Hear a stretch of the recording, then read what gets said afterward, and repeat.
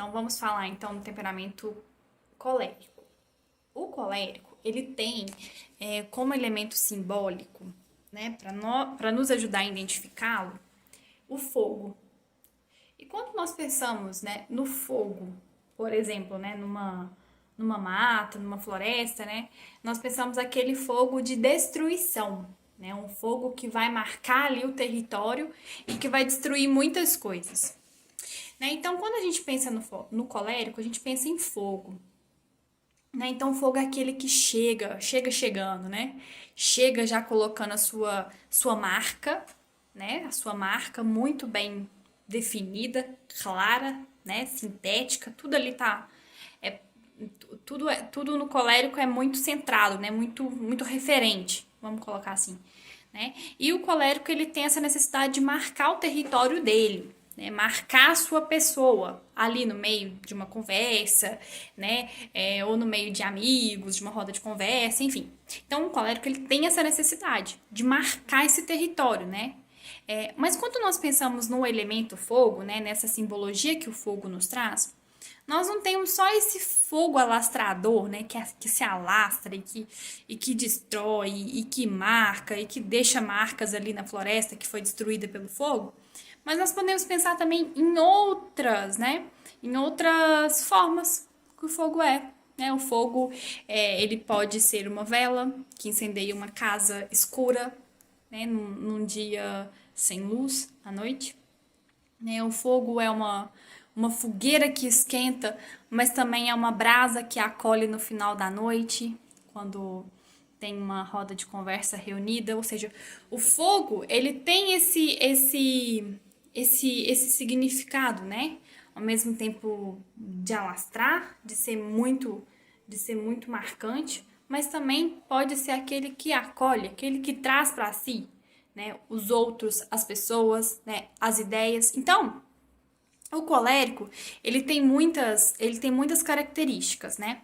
Mas ele é quente, né? Ele tem uma expansão, é alguém que fala, é alguém que coloca seus pensamentos, seus sentimentos para fora, né? Ou seja, e ao mesmo tempo é alguém que é seco, né? Então, diferente do sanguíneo que acolhe, o sanguíneo ele pode até falar algumas coisas às vezes assim, na cara da pessoa, mas ele sempre vai ter esse esse intuito assim de trazer a pessoa no acolhimento, né? Por causa dessa qualidade que ele tem de envolvimento, o sanguíneo.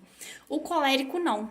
O colérico, o que ele tem para falar, ele fala na cara e aí acabou, né? Assim, que o outro se resolva, né? E aí tem alguns pontos disso que eu tô falando, tem esses pontos marcantes, né, do colérico, né? Porque o colérico, ele é muito... ele é excitável pelo desafio. Ele fica assim, né, querendo cumprir aquele desafio, ele se sente desafiado e ele quer ir atrás daquilo, né? Se você sabe lidar com um colérico, né, ele consegue, né, atingir os objetivos, né? Ele consegue ir além, aquele que não se cansa, né, que tá à frente, né, que sabe lidar com as adversidades e levar esse objetivo dele adiante. Então, o colérico ele tem todas essas características. Ao mesmo tempo, ele tem essa tendência, né, de marcar o território. O colérico é aquele que fala, né, muitas vezes o que pensa, mas ele não tá nem aí para como que aquilo vai reagir no outro, né? E aí pode ser um outro muito sentido, né, até dentro do próprio temperamento, né? Alguém que não recebe aquilo da melhor forma, né? Então, assim, é como eu disse nos outros. Não é questão do temperamento, mas o quanto a pessoa está disposta a lidar com essas tendências próprias do temperamento para amadurecer. E talvez o colérico tenha essa dificuldade de enxergar, né? Enxergar algumas características que lhe são próprias, né? E falar assim, poxa, vacilei. Poxa, pisei na bola. Né? Então, isso para o colérico é algo mais complicado, no sentido assim, ele demora a abrir o coração assim para poder rever isso, rever essas coisas, né? Enfim, pelo orgulho que todos nós temos, mas o colérico ele tem uma tendência maior, né? Ele tem uma tendência a mais ao orgulho, né? não querer abrir mão, não dar o braço a torcer, não repensar suas atitudes, né, as suas características. Então é isso. É como eu disse nos outros temperamentos, não é a tendência em si, é a disposição. E a disposição, ela vem, né, pro colérico, assim, de rever esses pontos, né, e de colocar outras metas, né. Ou seja, não é estar certo numa discussão, né? Não é estar certo ter todo o domínio da razão daquela discussão. Mas pode ser que o desafio agora seja alargar, né, essas possibilidades de relacionamento com aquela pessoa a qual você se relaciona, ou com as pessoas ao seu redor.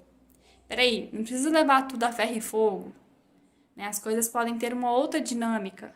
Não precisa ser tudo 8 ou 80, né? Há muitos números entre 8 e 80, inclusive 54, 62, 73, 34, 31, né? Ou seja, nem tudo precisa ser tão a ferro e fogo para o colérico, né? Tem outras formas de levar a vida, né? E até de se fazer entendido, ser entendido, né? Porque muitas vezes esse temperamento choca com os outros, né? Ele choca com essas outras possibilidades. Então, é fazer com que esse caminho, né, tenha sentido e tenha como ter outra forma, né, de levar as relações, né, levar a forma de ser afetado também, né, ou seja, peraí, não precisa, né, porque é uma tendência também do colérico, né, rebater de cara. Você pode esperar um tempinho também para acolher aquilo, né, para receber aquilo que o outro te fala. Você não precisa rebater logo de cara, né? Você pode ter esse tempo, né, de reflexão. Então é isso a respeito do temperamento colérico. E se alguém tiver alguma dúvida, é sobre isso, então, o temperamento colérico. E até mais.